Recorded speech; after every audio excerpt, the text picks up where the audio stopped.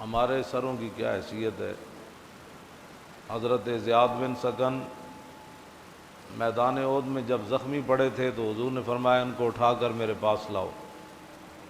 جب صحابہ اٹھا کر حضرت زیاد بن سکن کو حضور کے پاس لائے تو انہوں نے اپنے رخسار جو تھے وہ حضور کے پاؤں مبارک پر رکھ دیے، اور آپ کی شہادت اس حال میں ہوئی کہ آپ کے رخسار رسول اللہ کے مبارک پاؤں کے اوپر موجود تھے۔ جن کی گرد راہ کو امت نہیں پہنچ سکتی ان کی بھی آخر یہی تمنا تھی کہ دنیا سے جاتے ہوئے میرے رخسار ہوں اور رسول اللہ کا مبارک پاؤں ہو۔